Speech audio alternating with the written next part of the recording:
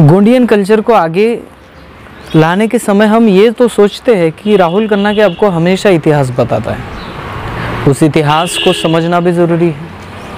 लेकिन आपको पता है ये इतिहास आता कहाँ से, ये इतिहास कहाँ से खोजा गया? बहुत सारे लोगों ने यहाँ पे कमेंट किए कि ऐसे इतिहास को आपके सामने जो लाया जाता है वो दरअसल वो गलत इतिहास है।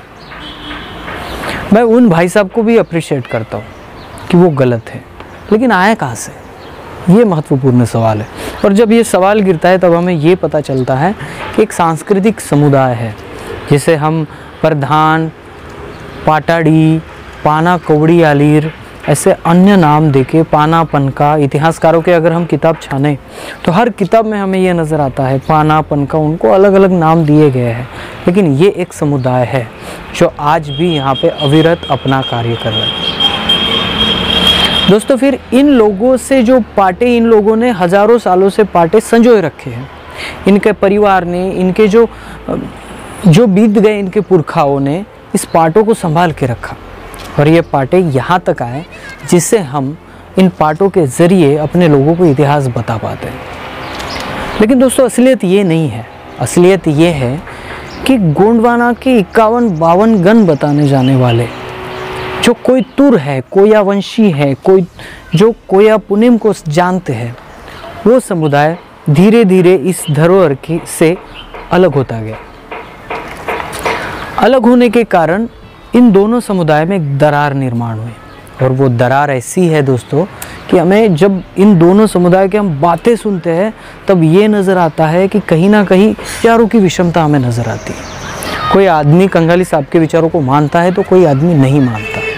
कोई आदमी गोंड इस सभ्यता को मानता है तो कोई बोलता है कि नहीं, हम कोया है, कोया वंशी है, कोई तुर है।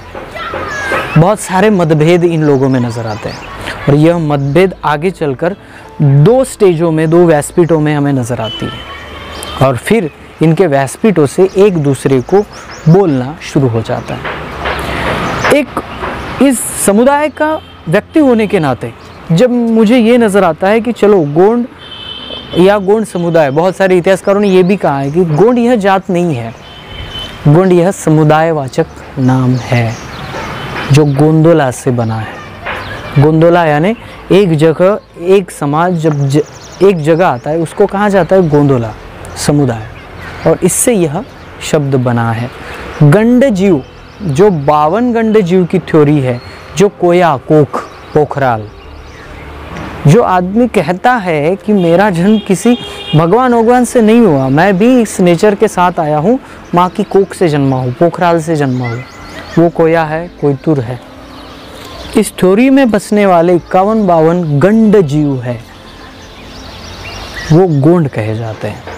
लेकिन हालांकि अभी परिस्थिति इतनी बदली है, लोगों की धारणा इतनी बदली है कि गांव-गांव गलियारों में जो लोग मिलते हैं उनको यही लगता है कि गोंड एक जाति है और गोंडवाना यानी सिर्फ गोंड का। अगर यह संकुचित विचारधारा आपके पास है तो आप इसके भव्यता और दिव्यता को समझ ही नहीं पाते। दोस्तों, आज का एपिसोड और इस एपिसोड में आने वाली हर एक पार्ट मैं इसके लिए क्यों ले रहा हूँ, आपको थोड़ा सा इसके बारे में बता देता हूँ। देखिए दोस्तों, प्रधान समाज जो है वो समाज विकास की धारा में बाकी लोगों से स्पीड में पहुँचा। इनके लोगों ने एजुकेशन लेना स्टार्ट किया और ये लोग आज भी अपनी जो संस्कृति है इसको बचाना चाहते हैं।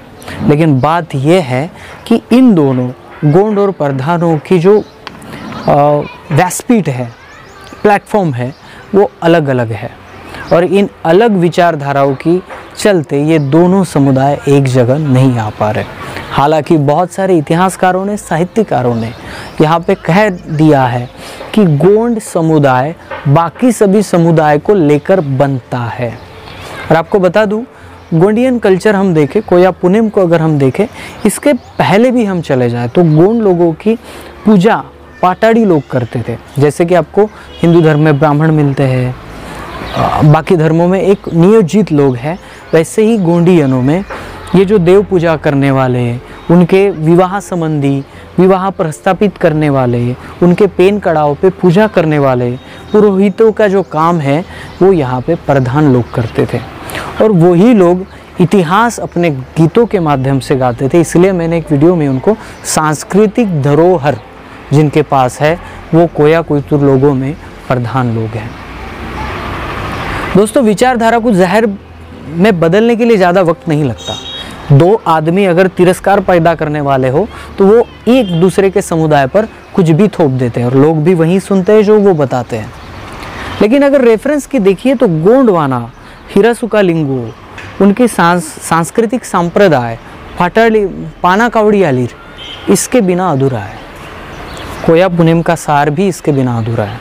जब मैं जहाँ पे जंगो बाई के पास गया था, जंगो बाई के पास जाने के बाद उन लोगों से जब मैं मिला, उन लोगों ने मैंने एक बात बहुत प्रखर से सुनी और उनको देखा भी, समझा भी कि गोंडी शब्द से अच्छा उनको कोया पुनेम लगता है। कोया कोयतुर कहते हैं वो अपने आप को। और मेरे ख्याल से अगर 51-52 गंडे जीवों को एक जगह लाना है तो हमें भी यह शब्द इस्तेमाल करना पड़ेगा, कोया कोयतुर। क्योंकि मेरे ख्याल से, ये मेरा पर्सनल ओपिनियन है, जब अगर कंगाली साहब की थ्योरी है अमरकंटक की, अमरकंटक में जीवों की उत्पत्ति हुई, अमरकंटक से इन लोगों का विकास हुआ, अगर ये थ्योरी माने तो हमें ये भी समझना पड़ेगा कि यहाँ पे कोयतुर लोग रहते थे जो इस भाग का एक हिस्सा थे, जो कोया कोयतुर कहते हैं। कोया मनवाल कहा जाता है। कोया मनवाल क्यों? कोया यानी गुफा भी होता है और मनवाल यानी उसमें रहने वाला, इसलिए यह शब्द यूज़ किया जाता है। तो दोस्तों देखिए, हमें अगर सभी समुदाय को एक जगह लाना है, एक विचारधारा के लिए लाना है, अभी गोंड में जो रीति रिवाज, परंपराएं, टोटेम जो भी है वो ही हमें प्रधान लोगों में नज़र आती है। जो भी उनकी संस्कृति वो इनमें भी है। इसका मतलब ये है कि ये दोनों समूह भी एक ही विचारधारा के लोग हैं। लेकिन आने वाले समय में राजकारण यानी पॉलिटिक्स की वजह से हुआ या किसी अन्य वजह से हुआ, इन दोनों के विचारधाराओं में दरार नज़र आती है। लेकिन अगर हम भी आने वाली पीढ़ी, हम जो युवा है, जो समाज को एक नई दिशा दे सकते हैं, हम अगर लोग आज भी हम अपने आप का एक दूसरे का तिरस्कार करते हैं ना, तो हमने कोया पुनेम को समझा ही नहीं है। कोया पुनेम, कोया यानी माँ का गर्भ, कोया यानी महुआ का फूल, या कोया यानी पोखराल ब्रह्मांड, और पुनेम यानी सत्य का मार्ग। यानी पोखराल की जो थ्योरी है, जो विज्ञानवाद है, वो लेकर चलने वाले प्रधान समाज आज कहीं ना कहीं ये दोनों समाज एक दूसरे के विचारधारा से भिन्न चल रहे हैं। तो दोस्तों, आज की सीरीज़ जो मैं इस पे बोलने वाला हूँ, वसंत जी कन्नागे ने बहुत अच्छी तरह से एक्सप्लेन किया अपने किताब में, प्रधान कोया भिड़िता सगा बिडार गोंड। जी हाँ दोस्तों, आपको पता चल गया होगा कि प्रधान एक भिन्न नहीं है, तो वो इस समाज का घटक है। अभी किस वजह से इन दोनों समुदाय में दरार पड़ी है और इन समुदाय में सिमिलर क्या है, इन समुदाय को हम एक जगह कैसे ला सकते हैं, और क्या है ऐसा जिसकी वजह से प्रधान समाज अपनी एक विशेषतापूर्ण वो अलग नज़र आता है। राजाओं के काल में भी प्रधानमंत्री का जो काल है, प्रधान का काल है, वो काम भी प्रधान करता था। अगर हम बात करेंगे हिरासुका लिंगो की, जिसके बिना कचारगढ़ की कहानी अधूरी है, उनके बचपन में भी वो भी कोसुडुम यानी शंभू शेख के दरबार में काम में थे। शंभू शेख के दरबार में सलाहकार करके उन्होंने काम किया था और आगे चलकर उन्होंने एक सांस्कृतिक पाया रचा इस समुदाय को आगे बढ़ाने में, और उनके ही लोग आज भी पाटे गाते हैं और गोंडवाना सुनाते हैं। आज भी अपने पाटों के ज़रिए वो कोयतुर लोगों की कहानी बताते हैं। इतने अच्छे और इतने वैशिष्ट्यपूर्ण समुदाय को आज धीरे धीरे कहीं ना कहीं टालना शुरू हो गया है। तो दोस्तों, इसको टालना नहीं है, इसको समझना है, क्योंकि हर वो समुदाय अपना एक विशिष्टता लेकर चलता है। चाहे वो बैगा हो, बैगा जड़ी बूटी में ज्ञानी था, प्रधान सांस्कृतिक धरोहर जानता था, तो गोंड यहाँ पे राज करता था। ये अलग अलग बातें हैं, तो इनको समझना है। आपके पास कोई भी ऐसा रेफरेंस हो जो मेरे पास नहीं है, हिरासुका लिंगो के बारे में, प्रधान लोगों के बारे में हो और अन्य कई बारे में हो, अगर आपके पास रेफरेंस है तो मैं नीचे ईमेल दे रहा हूँ, प्लीज़ ईमेल पे ईमेल कीजिए। इसके बाद जो भी वीडियो आएंगे इस सीरीज़ में, ये सीरीज़ आपको बताएगी कि प्रधान है क्या और प्रधान का कल्चर क्या है। तो दोस्तों, अगर आप साहित्यिक है, मेरा वीडियो देख रहे हो, तो प्लीज़ आपके पास कोई भी रेफरेंस हो जो मेरे पास नहीं है, मुझे ईमेल कीजिए, मैं आपको कांटेक्ट करूंगा और उसके ज़रिए हम जानकारी इकट्ठा करेंगे और प्रधान के बारे में मूलभूत और मजबूत जानकारी लोगों तक पहुंचाएंगे। तो कोई भी हो, रेफरेंस है, अगर आपके पास कोई किताब है तो प्लीज़ मुझ तक पहुंचाइए। इस सीरीज़ के मार्फत लोगों को मैं इसका महत्व बताना चाहूँगा। दोस्तों, ये सीरीज़ शुरू हो रही है, आज का पहला वीडियो, इसके बाद हफ्ते में 2 वीडियो तो ज़रूर इसके बनाऊंगा और ये सीरीज चलती रहेगी। मेरे वीडियो, मेरे चैनल देखने के लिए धन्यवाद और आगे भी देखते रहिए, क्योंकि हमें वैज्ञानिक वाच ढूंढना है और ऐसे समुदाय में जो पड़ी विचारों की दरार है उसको भी ख़त्म करना है और बताना है कि हम कोया वंशी कोया कोयतुर हैं। तो दोस्तों, वीडियो अगर पसंद आए तो लाइक शेयर कमेंट करो।